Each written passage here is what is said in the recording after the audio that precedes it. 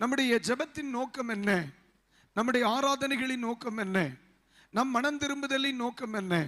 நாம் ரட்சிக்கப்படுவதின் நோக்கம் என்ன? இந்த கன்வென்ஷனின் நோக்கம் என்ன? ஆலயத்திற்கு வந்ததின் நோக்கம் என்ன? இந்த பிரசங்கத்தின் நோக்கம் என்ன? இவை எல்லாவற்றுக்கும் ஒரே நோக்கம், இயேசு வரும் பொழுது அவரை நாம் பார்க்குவேன். அல்லேலூயா, இல்லையா? நம்முடைய எதிர்பார்ப்பு என்ன? இயேசு வரும் பொழுது போகணும். அல்லாத பட்சத்தில் வெளிநாடு போகிறதுக்கோ, பெரிய வீடு கட்டுறதுக்கோ, கார் வாங்குறதுக்கோ, பிள்ளைய வெளிநாட்டுக்காரனுக்கு கல்யாணம் கொடுக்கறதுக்கோ அல்ல. இந்த இயேசுவை ஏற்றுக்கொண்டதனுடைய நோக்கம் ஒன்று. இயேசு சொன்னார், அம்மை நான் இருக்கிற இடத்தில் நீங்களும் இருக்கும்படி. அதுதானே சொன்னார், நான் இருக்கும் இடத்தில் நீங்களும் இருக்கும்படி நான் வந்து உங்களை என்னிடமாய் சேர்த்துக்கொள்வேன். அல்லேலூயா.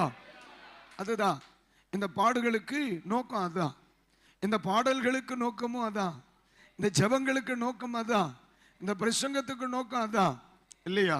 இந்த கூடார பண்டிகையினுடைய நோக்கம் என்ன? அதுதான். இயேசு வரும் பொழுது எப்படியாவது அவரை என்ன செய்தரணும்? பார்த்துடணும், அவரை சந்திக்கணும். இயேசு எதற்கு வருகிறார்? என்னை சேர்க்க வருகிறார், என்னை கூட்டிட்டு போக வருகிறார். பைபிள் அப்படித்தானே சொல்லுது. கிறிஸ்துவில் மரித்தவர்கள் முதலாவது எழுந்திருப்பார்கள், பின்பு உயிரோடு இருக்கும் நாமும் அவருக்கு எதிர்கொண்டு போக என்றென்றைக்கும் அவரோடு கூட இருப்போம். அல்லேலூயா.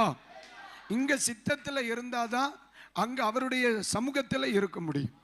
அதனால தான் சபையிலே அதிகமாய் பிரசங்கம் பண்ணப்படுகிறது. அதனால தான் தேவ வார்த்தைகளை அதிகமாய் நாம் பேசுகிறோம். புரியுதா?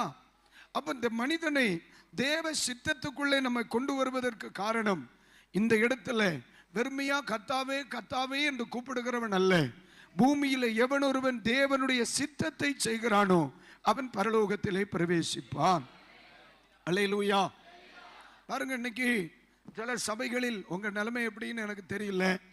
சில சபைகளில் நீங்க பார்த்தீங்கன்னா பாடல் ஆராதனை இதுக்கெல்லாம் ரொம்ப முக்கியத்துவம் கொடுக்கப்படுகிறது. நம்ம யூடியூப்ல பார்க்கலாம், ஒரு ஆள் ஒரு பாட்டை பாடி ரிலீஸ் பண்ணிட்டார்னா ஒரு நாளில் லட்சக்கணக்கான வியூ போயிடும்.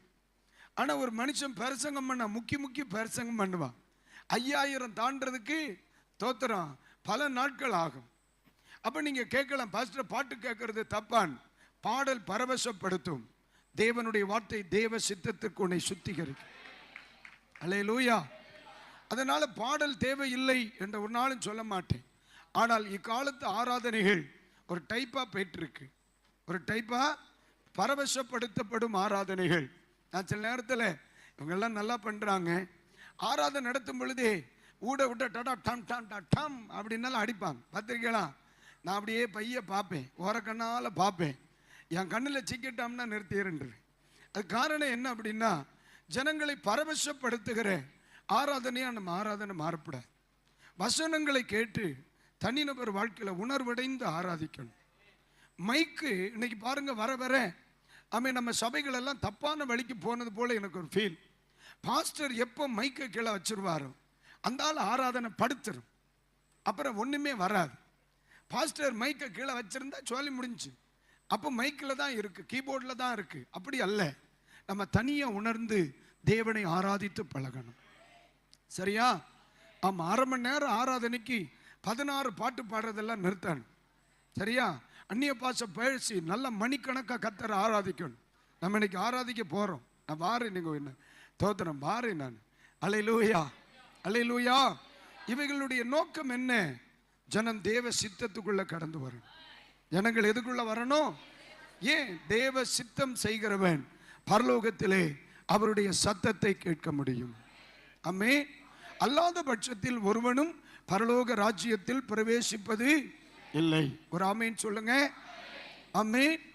ஒருவேளை உங்கள் சபையில் உங்கள் போதகர் பிரசங்கத்துக்கு அதிக முக்கியத்துவம் கொடுக்கவில்லை என்றால் நீங்க தைரியமா அவற்றை கேளுங்க, எங்களுக்கு இன்னும் பிரசங்கம் தேவைப்படுகிறது அப்படின்னு சொல்லலாம், தப்பே இல்லை.